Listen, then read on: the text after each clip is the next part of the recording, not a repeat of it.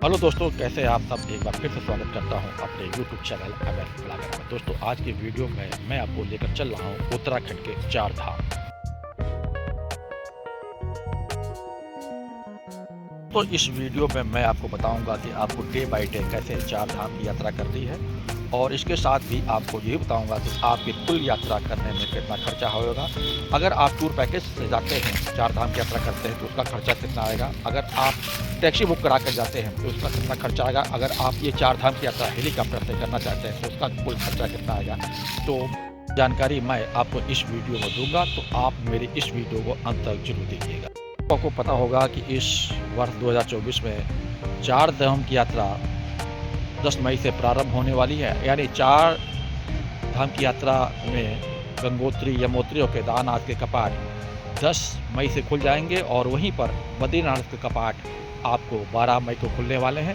दोस्तों, अगर आपने अभी तक रजिस्ट्रेशन नहीं कराया है तो जल्दी से आप नीचे दिए गए वेबसाइट पर जाकर आप रजिस्ट्रेशन करा लें। और अगर आपने अभी तक हेलीकॉप्टर की टिकट भी नहीं बुक कराया है तो आपको हम नीचे साइट डिस्क्रिप्शन बॉक्स में दे दूंगा, जिससे आप जरिए आप हेलीकॉप्टर टिकट की बुक कर लें। दोस्तों, आप भारत देश के किसी भी राज्य में किसी भी कोने में रह रहे हो तो सबसे पहले आपको 4 धाम यात्रा करने के लिए आपको आना पड़ेगा हरिद्वार और या फिर देहरादून एयरपोर्ट। तो अगर आप हरिद्वार पहुंच जाते हैं तो शाम तक आपको यही स्टे करना पड़ेगा।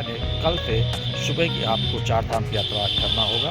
तो दोस्तों, अगर आपने अभी हर की पौड़ी में गंगा स्नान नहीं किया है, आपके पास समय है, तो हर की पौड़ी में जाकर आप गंगा स्नान करके ये 4 धाम की यात्रा प्रारंभ कर सकते हैं।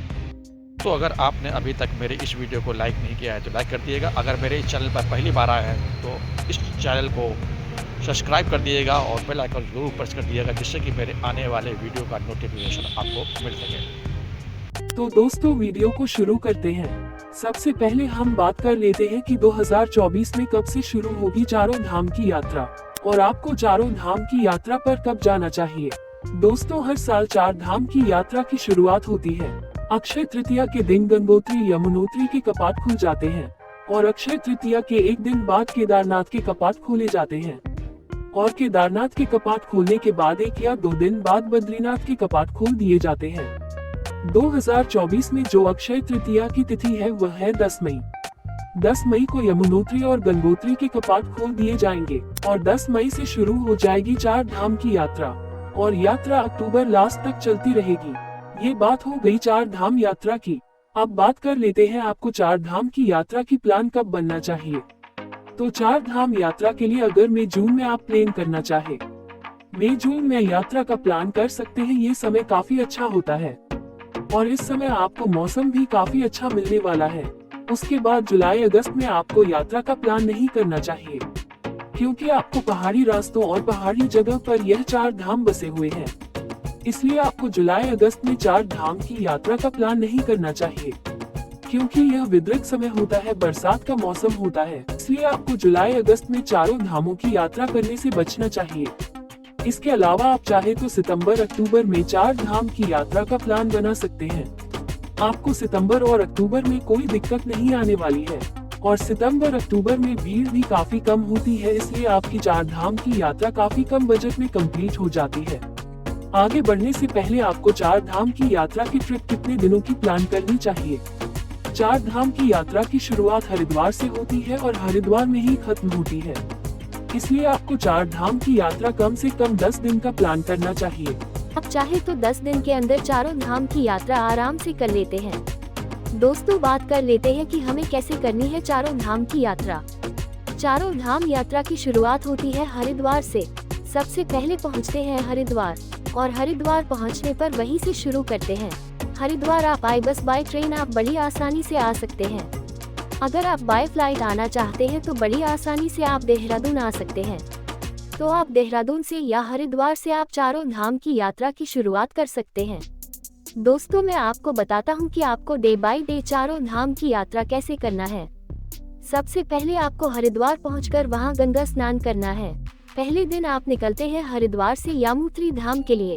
चारों धामों की यात्रा करने के लिए सबसे पहले भक्तगण यमुनोत्री धाम हो जाते हैं, फिर उसके बाद गंगोत्री धाम, फिर उसके बाद केदारनाथ धाम, फिर उसके बाद बद्रीनाथ धाम में दर्शन करने के बाद हरिद्वार वापस आ जाते हैं। सबसे पहले दिन आप जाएंगे हरिद्वार से यमुनोत्री धाम के लिए। यमुनोत्री धाम के लिए सुबह सुबह आपको हरिद्वार से निकलना है। बड़कोट के लिए हरिद्वार से बड़कोट की दूरी लगभग 180 किलोमीटर है। यमुनोत्री धाम जाने वाले भक्तगण सबसे पहले बड़कोट पहुंचते हैं। अगर आप सुबह सुबह हरिद्वार से निकलते हैं तो आप 7 से 8 घंटे में पहुंच जाते हैं बड़कोट। बड़कोट में आपको एक नाइट का स्टे कर लेना है। बड़कोट में आपको नाइट स्टे करने के लिए बजट में रूम की व्यवस्था हो जाती है। अगर भीड़ बहुत ही ज्यादा है तो आपको 1000 रुपए से 2000 रुपए के बीच में रूम मिलने वाले हैं। अगर भीड़ कम है तो आपको 600 से 1500 रुपए के बीच में रूम मिलने वाले हैं। ये डिपेंड करता है कि उसे समय चारों धाम की यात्रा में कितने भक्तगण निकल रहे हैं। ये सभी धर्मों पर लागू होता है। अगर आप भीड़ ज्यादा है तो आपके रूम ज्यादा महंगे मिलने वाले हैं और वही भीड़ कम है तो आपको रोज सस्ते मिलने वाले हैं। यहाँ पर आपको 400 से 500 रुपए के बीच में डॉर्मेट्री की सुविधा उपलब्ध हो जाती है। डे 2 दूसरे दिन आपको सुबह सुबह उठना है, जाना है यमुनोत्री धाम के लिए। यमुनोत्री धाम के लिए आपको बड़कोट से जाना होगा जानकी चट्टी, जो लगभग 45 किलोमीटर के आसपास है।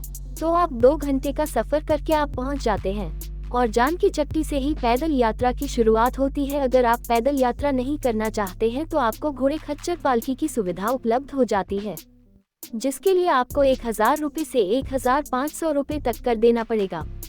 तो आप आराम से पैदल यात्रा करते हुए 2 से 2.5 घंटे में आप यमुनोत्री धाम पहुंचेंगे। तो यहाँ पर आपको यमुनोत्री माता के दर्शन करने हैं। यहीं से यमुनोत्री नदी का उद्गम स्थान भी है। यहाँ पर दर्शन करने के बाद वापस आपको नीचे आ जाना है जानकी चक्की और फिर जानकी चक्की से वापस आ जाना है बड़कोट पर।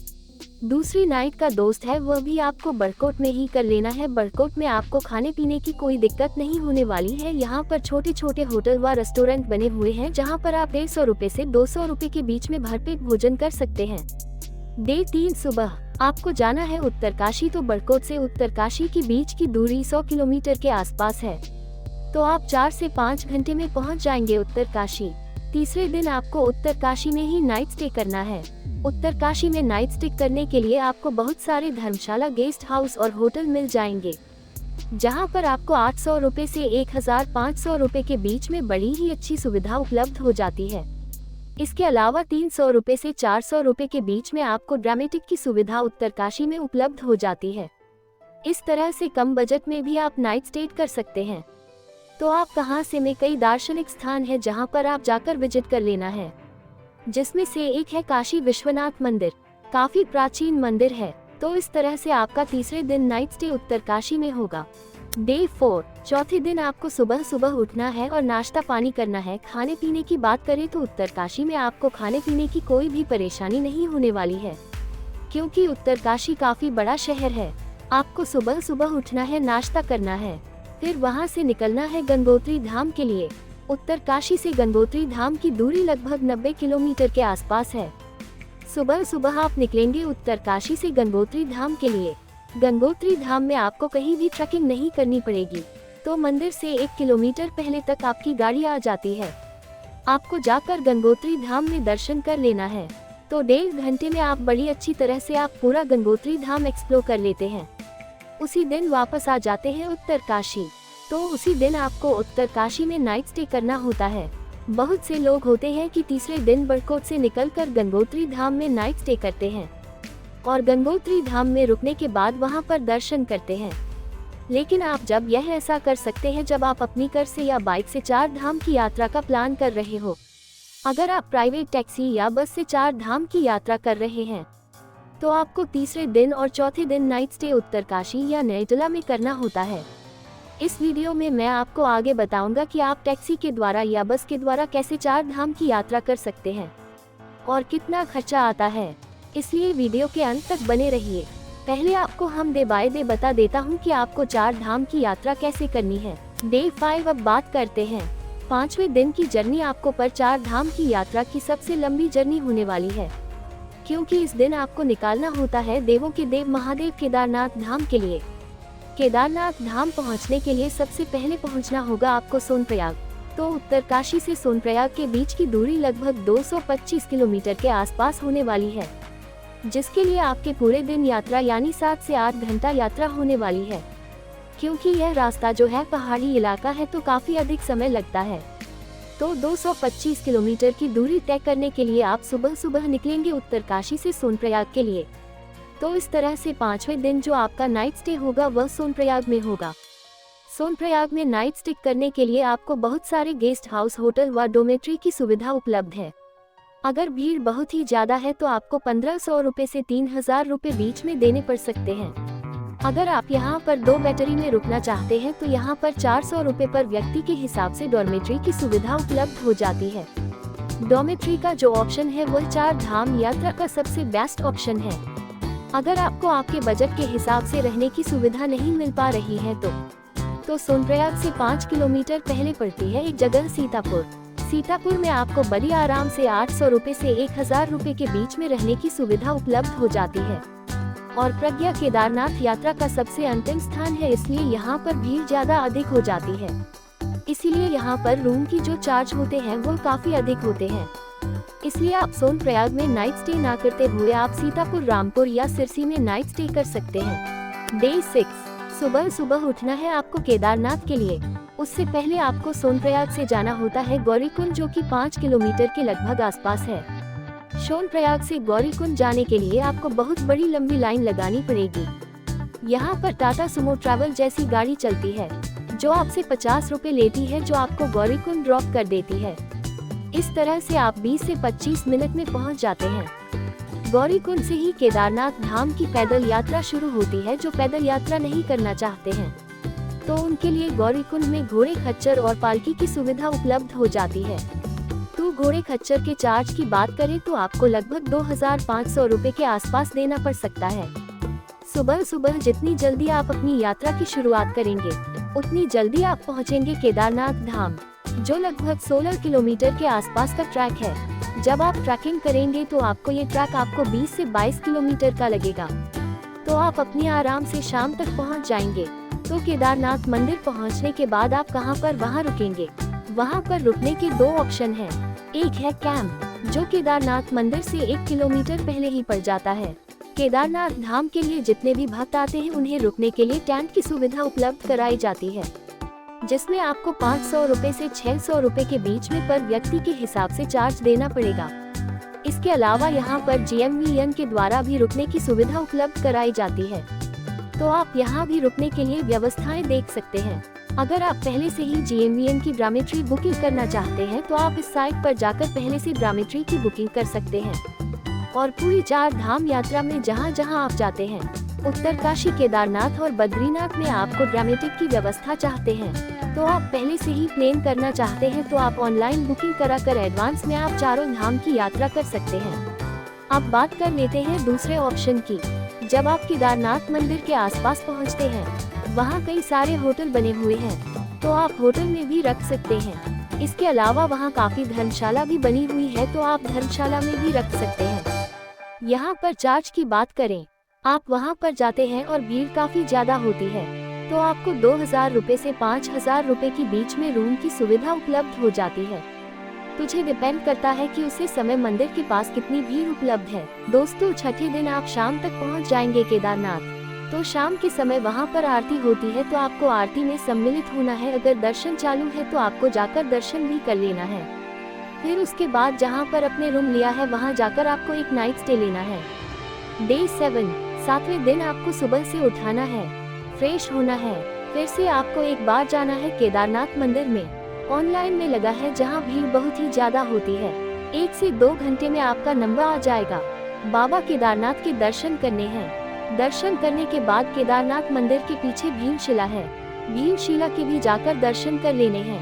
कहते हैं जब 2013 में बाढ़ आई थी, इसी भीमशिला की वजह से केदारनाथ मंदिर में कोई भी नुकसान नहीं हुआ था, इसलिए आपको इस शिला दर्शन भी कर लेंगे। यहाँ से 1 किलोमीटर की ट्रैकिंग करके आपको जाना है भैरव मंदिर। अगर आप भैरव मंदिर जाना चाहते हो तो वहाँ भी जाकर आपको विजिट कर लेना है और यहाँ दर्शन करने के बाद आपको शाम तक आ जाना है सोनप्रयाग। इसके साथ आपको नाइट सोनप्रयाग में ही करना है। डे 8, तो 8वें दिन सुबह उठना है और आपको जाना है बद्रीनाथ धाम। सोनप्रयाग से बद्रीनाथ धाम के बीच की दूरी लगभग 225 किलोमीटर के आसपास है। सुबह सुबह आपको उठना है और आप शाम तक बद्रीनाथ धाम पहुंच जाएंगे। तो शाम तक आप बद्रीनाथ धाम पहुंच जाएंगे तो सब बद्रीनाथ धाम में रुकने के लिए आपको GMBM के द्वारा बहुत सारी सुविधाएं देखने को मिलेंगे, जहां पर आपको 300 रुपए में डॉर्मेट्री की सुविधा उपलब्ध होती है। इसके अलावा 1500 रुपए से 3000 रुपए तक आपको रूम की सुविधा उपलब्ध हो जाती है। इसके अलावा बद्रीनाथ धाम में बहुत सारे आश्रम बने हुए हैं, बहुत सारे गेस्ट हाउस बने हुए हैं, जहां पर आपको 1000 रुपए से 1500 रुपए के बीच में बड़ी आसानी से रूम उपलब्ध हो जाते हैं।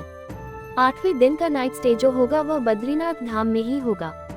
अगर आप सही समय तक आप पहुंच जाते हैं, बद्रीनाथ धाम खुला रहता है, तो जाकर आपको बद्रीनाथ धाम में उसी दिन दर्शन कर लेने हैं। डे 9 सुबह आपको उठना है और जाकर आपको बद्रीनाथ धाम के दर्शन करना है। बद्रीनाथ मंदिर के पास आपको गर्म कुंड भी बना हुआ है। अगर आप स्नान करना चाहते हैं तो आप इस कुंड में जाकर स्नान कर सकते हैं। स्नान करने के बाद आपको लाइन में लग जाना है और आपको 1 से 1.5 घंटे में बद्री विशाल के दर्शन हो जाएंगे।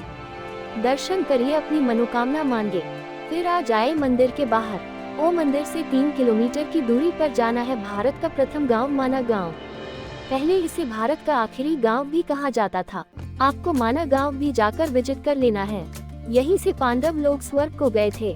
माना गांव में बहुत सारे स्थान हैं जहां पर आपको जाकर विजिट कर लेना है। भीमकुल, सरस्वती नदी का उद्गम स्थल, व्यास गुफा, गणेश गुफा, वसुंधरा पाल, इन सभी जगह को विजिट करने के बाद उसी दिन आपको वापस आ जाना है पीपल कोठी, रुद्रप्रयाग। दूरी की बात करें तो बद्रीनाथ से पीपल कोठी की बीच की दूरी 75 किलोमीटर है और इसके साथ बद्रीनाथ से रुद्रप्रयाग के बीच की दूरी लगभग 175 किलोमीटर के पास है। अगर आप पास समय है तो उसी दिन वापस आ सकते हैं रुद्रप्रयाग। अगर आपके पास समय कब है तो आपको उसी दिन आ जाना है पीपल कोठी। इस तरह से आपको उसे दिन नाइट स्टे कर लेना है पीपल कोठी में या रुद्रप्रयाग में, जहां पर आप वापस आ सकते हैं। अगर रूम के चार्ज की बात करूं तो पीपल कोठी व रुद्रप्रयाग में 800 रुपए से 1000 रुपए के बीच में रूम उपलब्ध हो जाएंगे। इसके अलावा यहां कई सारे आश्रम भी उपलब्ध हैं, जैसे कि काली कमली वालों का आश्रम बना हुआ है। अगर आप यहां पर रुकते हैं तो आपको 400 रुपए में बहुत ही अच्छा कैमरा मिल जाता है। आपका नवा दिन यहीं पर खत्म हो जाता है। 10वें दिन आपको वापस आना है हरिद्वार। जब आप बद्रीनाथ से वापसी की यात्रा करते हैं, उसी रास्ते में आपको 5 प्रयाग भी देखने को मिलते हैं, जिनमें से देवप्रयाग, नंदप्रयाग, विष्णुप्रयाग, कर्णप्रयाग, रुद्रप्रयाग, पांचों प्रयाग आपको देखने को मिल जाते हैं। तो दोस्तों, आप ये 5 प्रयागों को विकसित करते हुए शाम तक आप वापस आ जाते हैं। वैसे तो 10 दिन में आप हरिद्वार टू हरिद्वार 4 धाम की यात्रा बड़ी अच्छी तरह से कंप्लीट कर सकते हैं। चलिए आप बात कर लेते हैं कि आपको 4 धाम की यात्रा कैसे करनी है। तो दोस्तों, आप हरिद्वार पहुंचने के बाद 4 धाम की यात्रा आप 3 तरह से कर सकते हैं। सबसे पहले है टूर पैकेज लेकर, दूसरा है शेयरिंग बस, तीसरा है प्राइवेट टैक्सी। अगर आप टूर पैकेज लेकर हरिद्वार से 4 धाम की यात्रा करना चाहते हैं, अगर दोस्तों आप भाई बस अपना टूर पैकेज लेते हैं तो उसके लिए आपको 15,000 रुपए के आसपास कर देना होगा, जिसमें रहने का सुबह शाम खाने का चार्ज जुड़ा रहता है। दोपहर का खाना आपको बाहर ही खाना पड़ेगा। इस पैकेज में यह इंक्लूड नहीं होता। अगर आप टेम्पो ट्रैवलर से टूर पैकेज लेकर करते हैं, इसमें 20 से 25 लोग बैठ जाते हैं। इसमें आपको 20,000 रुपए से 22,000 रुपए के बीच में चार्ज देना होगा और दोपहर का खाना इसमें इंक्लूड नहीं होता है। ये जो टूर पैकेज प्रोवाइड करते हैं, रुकने की सुविधाएं देते हैं, होटल में रूम देते हैं, जहां पर आपके रूम मिलेगा उसमें आपको 3 से 4 लोगों को एक रूम में रुकना पड़ेगा, या फिर आपको जो डॉर्मेट्री की सुविधा उपलब्ध होती है तो आपको डॉर्मेट्री में रुकना पड़ेगा। अगर आप चाहते हैं तो प्राइवेट रूम अलग से ले सकते हैं, तो आप इसका चार्ज आपको अलग से देना पड़ेगा। अगर 4 धाम की यात्रा प्राइवेट टैक्सी करके करना चाहते हैं तो आप जैसे ही हरिद्वार पहुंचेंगे, वहां पर बहुत सारी ट्रेवल एजेंसियां हैं। यहां पर आप 5 सीटर 7 सीटर कर बुक कर सकते हैं। अगर आप 4 लोग हैं तो फिर आपको 5 सीटर कर बुक करनी है। अगर आप लोग 5 लोग हैं तो आपको 7 सीटर कर बुक करनी होगी। अगर आप 5 सीटर कर बुक करते हैं तो पर डे के हिसाब से आपको 3,500 रुपए से लगाकर 4,000 रुपए के बीच में चार्ज दिन होगा। अगर आप 10 दिन के लिए प्राइवेट टैक्सी की बुकिंग करते हैं, उसमें आपका 35,000 रुपए तक खर्च आएगा, जिसमें आपको ठहरने व खाने पीने का चार्ज अलग होगा। अब बात करते हैं शेयरिंग की। जब हरिद्वार पहुंचते हैं तो आपको एक स्थान से दूसरे स्थान जाने के लिए बस की सुविधा उपलब्ध हो जाती है। कहीं कहीं आपको बस की सुविधा उपलब्ध नहीं होती है तो वहाँ पर सोमू सफारी लोकल गाड़ियाँ चलती है, तो आप इनका सहारा लेकर आप चारों धाम की यात्रा कर सकते हैं। लेकिन जब आप ऐसा करके चारों धाम की यात्रा करते हैं तो यात्रा में पैसा तो आपको काम देना पड़ता है, लेकिन आप इस यात्रा में काफी परेशान भी हो जाते हैं। इसलिए मैं आपको सजेस्ट करता हूँ, अगर आप चारों धाम की यात्रा करते हैं तो आप बाई बस ट्रेवलर चारों धाम की यात्रा का टूर पैकेज ले लें, जिससे आपका समय भी काफी बचेगा और आपको काफी समस्या से आपको निजात भी मिल जाएगी, ना ही आपको बार बार पहुँचने के बाद रूम खोजना पड़ेगा। अगर दोस्तों प्राइवेट टैक्सी बुक करके आप चारों धाम की यात्रा करते हैं तो आप प्राइवेट टैक्सी भी बुक कराकर आप चारों धाम की यात्रा कर सकते हैं। अगर आप लोग 4 लोग मिलकर टूर प्लानिंग करते हैं तो आपकी कम बजट में 4 धाम की यात्रा कंप्लीट हो जाएगी, क्योंकि 35,000 रुपए के आसपास आपको प्राइवेट टैक्सी की बुकिंग हो जाती है। 10 दिन के रूम का चार्ज में मानकर चलो तो 1,000 प्रति दिन के हिसाब से 10,000 रुपए के आसपास खर्च हो जाएगा। अगर खाने पीने की बात करूं तो 10,000 रुपए के आसपास का चार्ज हो जाता है, तो लगभग टोटल 55,000 के आसपास खर्च हो जाता है। अगर आप चारों धाम की यात्रा 5 सीटर की कर बुक करके यात्रा करते हैं, अगर एक पर्सन का हिसाब निकालो तो 13,000 रुपए पर्सन के हिसाब से खर्च होता है। तो 15,000 पर पर्सन कर बुक करके आप 4 धाम की यात्रा 5 सीटर कर सकते हैं। तो इस यात्रा में आपको कोई भी खरीदारी इंक्लूड नहीं कर रहा हूँ, ना ही जो आप अलग से खर्च करते हैं। इस यात्रा में खाने आने जाने का और रहने का खर्च होने वाला है। इसके अलावा जो भी आप खरीदारी करते हैं वो आपको स्वयं वहन करना पड़ेगा। इसके अलावा जो भी आप अलग से स्थान घूमते हैं उसके चार्ज इसमें जुड़ते जाएंगे।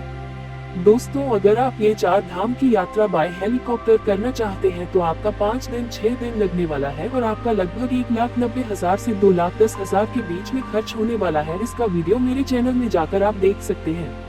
तो दोस्तों, अब बात कर लेते हैं 4 धाम यात्रा का रजिस्ट्रेशन कैसे करेंगे। तो आप रजिस्ट्रेशन ऑनलाइन या ऑफलाइन दोनों प्रकार से कर सकते हैं। अगर आप ऑनलाइन तरीके से यात्रा का रजिस्ट्रेशन करना चाहते हैं तो आप इस साइट में जाकर अपनी यात्रा का रजिस्ट्रेशन कर सकते हैं। अगर आप ऑफलाइन तरीके से रजिस्ट्रेशन करना चाहते हैं, आप हरिद्वार व ऋषिकेश पहुंचने के बाद अपनी यात्रा का रजिस्ट्रेशन पंजीकृत कर सकते हैं। बहुत सारे लोग हरिद्वार पहुंचने के बाद ही अपनी 4 धाम की यात्रा की शुरुआत करते हैं। अगर आप टूर पैकेज लेकर अपनी 4 धाम की यात्रा कर रहे हैं तो टूर पैकेज वाले ही आपकी यात्रा का रजिस्ट्रेशन कर देते हैं, तो फिर आपको परेशान होने की कोई जरूरत नहीं होगी। आपको अपने साथ अपना आधार कार्ड रखना जरूरी है। चलिए दोस्तों, अब बात कर लेते हैं कि आपको अपने साथ क्या क्या सामान लेकर जाना है। आप 4 धाम की यात्रा पर जा रहे हैं तो अपने साथ काफी मात्रा में उलन कपड़े लेकर जरूर जाएं। इसके साथ रेनकोट व छाता भी जरूरी है, क्योंकि मौसम कभी भी खराब हो सकता है। कहीं कहीं बरसात भी होने लगती है, तो आपके पास छाता जरूर होना चाहिए। इसके अलावा आपको हो सके तो आपको एक छोटी टार्च भी रख लेनी चाहिए। इसके साथ आपको अपने साथ जरूरी दवाई भी रख लीजिए, जैसे कि उल्टी की दवाई, पेट खराब की दवाई, बुखार की दवाई। दोस्तों, ये सारी तैयारी करने के बाद आपको अपने 4 धाम की यात्रा की ट्रैवलिंग का प्लान करना चाहिए। इसके अलावा आपको अपने साथ एक पावर बैंक भी रखना चाहिए, क्योंकि आपके मोबाइल चार्जिंग की भी समस्या देखने को मिल सकती है। इसके अलावा आपके नेटवर्क की भी प्रॉब्लम देखने को मिल सकती है। दोस्तों, अब आखिरी में बात आती है 4 धाम यात्रा में आपका कितना खर्च आने वाला है, जिसको मैंने पहले ही वीडियो में बता चुका हूँ। 13,000 से 15,000 रुपए के बीच में आपका खर्च होने वाला है। अगर आप प्राइवेट टैक्सी करके ग्रुप में यात्रा करते हैं, अगर आप कई लोग मिलकर टैक्सी करके यात्रा करते हैं तो आपका लगभग 15,000 रुपए के आसपास खर्च होने वाला है। अगर आप ट्रैवलर से यात्रा करते हो तो आपको लगभग 20 से 22,000 रुपए के बीच में खर्च होने वाला है। इसमें रहने और खाने का चार्ज होता है। अगर आप कोई भी अलग से यात्रा साबित करते हैं तो आपका इसमें इंक्लूड होता चला जाएगा। अगर दोस्तों आपका मन में कोई सवाल है तो कमेंट्स बॉक्स में आप कमेंट कर सकते हैं, जिसका जवाब मैं तुरंत देने की पूरी कोशिश करूंगा। आपको ये मेरा वीडियो कैसा लगा उसको आप कमेंट्स बॉक्स में जरूर बताइएगा। अगर आपने अभी तक मेरे इस चैनल को सब्सक्राइब नहीं किया है तो सब्सक्राइब भी कर दीजिएगा। तो दोस्तों, ये वीडियो हम यही समाप्त करते हैं। मिलते हैं अपने अगले वीडियो में। हर हर महादेव।